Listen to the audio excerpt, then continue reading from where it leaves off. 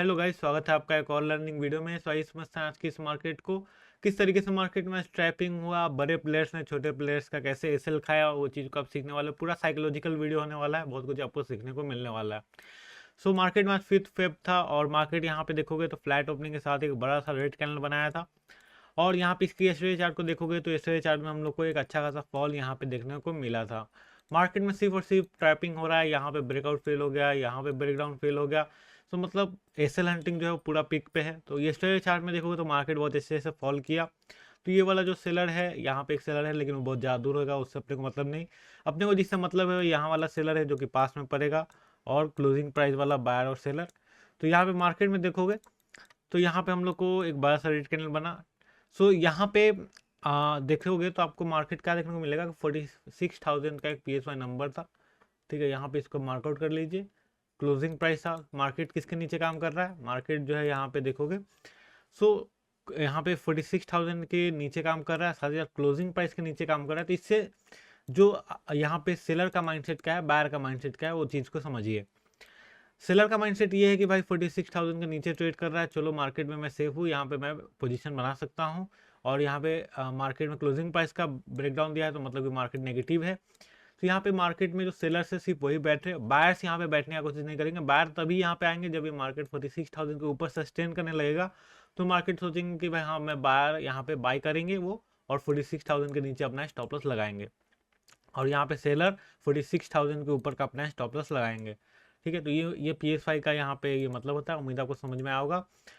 और यहाँ पे अगर आप ऑप्शन बायर हो तो ऑप्शन बायर तभी कमाएगा जब यहाँ पे ऑप्शन सेलर यहाँ पे लॉस करेगा। ठीक है, तो यहाँ पे 46,000 इसलिए माना जाता है बिकॉज 46,000 पे क्या है, यहाँ पे कॉल राइटर होते हैं।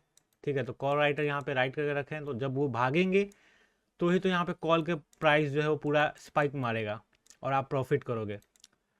सो उम्मीद है मैं आपको समझा रहा हूँ डीप में, उम्मीद है आपको समझ में आ रहा होगा। सो सिंपल सी बात है, देखिए मार्केट में आप डायरेक्टली रिवर्सल ट्रेड नहीं कर सकते हो, बिकॉज आपको पता नहीं कि मार्केट इतना नीचे गिर सकता है। लेकिन आपका जो व्यू होना चाहिए वो होना चाहिए अपसाइड का, इतना तो आपको पता होना चाहिए कि भाई व्यू अपसाइड का होना चाहिए। सो मेरा भी व्यू अपसाइड का था, मैंने यहाँ पे वेट किया। मैंने ये वाला जो सेटअप था इसको तो मैं सोच भी नहीं रहा था कि भाई मैं ऐसे ट्रेड करूंगा, बिकॉज ऊपर 46,000 का नंबर था, क्लोजिंग प्राइस था। मैं ये वेट कर रहा था कि भाई चलो मैं सी साइड है तो सी साइड में मार्केट को पहले जाने देते हैं, और फिर जब एक रिट्रेसमेंट होगा तो मैं इस रिट्रेसमेंट के साथ यहाँ पे सी साइड में जाऊँगा, तो मैं ज़्यादा सेफ रहूँगा। वेदर यहाँ पे मैं अगर यहाँ पे बॉटम पे ही सी कर दूंगा तो मुझे पता कैसे चलेगा कि भाई कहाँ बॉटम है, ये बॉटम है, क्या पता और ग्रीन कैंडल बन के और नीचे गिर जाए, यहाँ पे बॉटम बन जाए। तो वो बॉटम हम लोग कैच नहीं कर सकते, लेकिन जब मार्केट ऊपर जाने लगेगा तो रिट्रेसमेंट के साथ हम लोग बाई कर सकते हैं। तो वही किया मैंने। मार्केट जब रिट्रेसमेंट किया तो मार्केट ऊपर गया और जाने दिया ऊपर, और रिट्रेसमेंट के साथ यहाँ पे एक सी को बाई किया। यहाँ पे कहीं पे कॉल को लिया था। और यहाँ पे देखोगे तो मार्केट में मैंने 200 पॉइंट देखे। आजकल मैं होल्डिंग कैपेसिटी ऐसे तो बहुत अच्छा है, मैं मानता हूँ कि भाई 70-80 पॉइंट्स अगर प्रीमियम में कैप्च कर रहे हो तो बहुत ज़्यादा है। लोग तो भाई यहाँ पे 10-20 पॉइंट में ही हालत ख़राब हो जाता है, लेकिन तो भी मैं 80 पॉइंट से भी ऊपर होल्ड करना चाहता हूँ। तो वही मैं अपने आप को आज टेस्ट कर रहा था।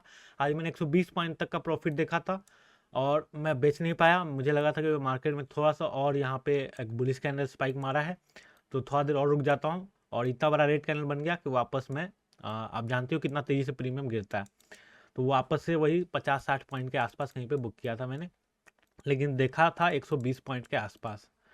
तो यहाँ पे मार्केट बहुत ऊपर गया था, और ये वाला एक ट्रेड था। ठीक है, फिर मार्केट में देखोगे तो यहाँ पे बुलिश था, लेकिन मैं कब तक बुलिश था, जैसा मैंने आपको बताया कि 46,000 के जैसे ऊपर चला जाएगा वहाँ पे बाहर आने लगेंगे, तो फिर वहाँ पे हम लोग बुलिश नहीं रहेंगे, वहाँ पे हम लोग टारगेट बुक करेंगे। ठीक है, टारगेट बुक किया, और यहाँ पे पुट साइड का पोजीशन का फिर दिमाग लगाया मैंने, पुट साइड में ट्रेड लिया जब मार्केट ने एक बड़ा बड़ा रेड कैंडल बना दिया। और फिर यहाँ पे ये वाले रिट्रेसमेंट के साथ मैंने पुट साइड का ट्रेड लिया, बिकॉज मार्केट में ऊपर जो एसएल थे वो खत्म कर दिए थे मार्केट ने। कैसे? सिंपली मार्केट में देखिए, जैसे मैंने बताया कि ये जो स्विंग हाई है यहाँ पे सेलर रहेगा। कैसे रहेगा? देखिए यहाँ पे जो सेलर है वो सबसे पास वाला यही है। ठीक है, ये यहाँ पे वाला जो सेलर है उसके ऊपर वाला सेलर है वो बहुत ज़्यादा दूर है, तो मार्केट में उसको हम लोग टारगेट नहीं कर सकते हैं। और मार्केट में उतना मोमेंटम भी नहीं है कि भाई हम उसको टारगेट करेंगे। और बेसिकली ये भी रीज़न था कि मार्केट यहाँ पे ये जगह से सपोर्ट ले रहा था। ठीक है, तो इसी कारण से मैं यहाँ पे मॉर्निंग में भी यहाँ पे सी साइड का ट्रेड नहीं लेना चाहता था। सो उम्मीद आपको समझ में आ रहा होगा कि भाई मार्केट में यहाँ पे सपोर्ट एरिया था, तो इसीलिए यहाँ पे कुछ नहीं किया मैंने। और पुट साइड का व्यू था, लेकिन कॉल साइड में व्यू था 46,000 के ऊपर तक, 46,050 तक, और उसके बाद पुट साइड का व्यू था।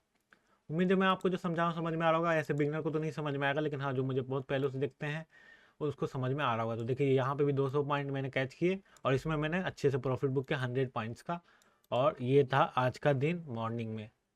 तो ये मैंने ट्रेडिंग किया। उसके बाद मार्केट में देखोगे तो मार्केट साइडवेज हो गया, ज़्यादा कुछ मोमेंटम हुआ नहीं, बिकॉज 11 AM के बाद आपको पता है क्या होता है, साइडवेज हो जाता है। 11 AM से पहले ही जितना मूवमेंट आना होता है उतना आता है, फिर साइडवेज हो जाता है। तो यहाँ पे ये था। निफ्टी का कहानी सुना देता हूँ, उम्मीद आपको समझ में आओगा। निफ्टी में देखिए मॉर्निंग में मैंने क्यों सी साइड में नहीं जाना चाहता था डायरेक्टली, क्योंकि यहाँ पे देखिए क्लोजिंग प्राइस पे ट्रेड कर रहा था, तो भाई यहाँ पे डर था कि भाई ये ब्रेकडाउन दे देगा तो वो भी और नीचे गिर जाएगा, इसलिए मैं डायरेक्टली रिवर्सल पे ट्रेड नहीं करना चाहता था।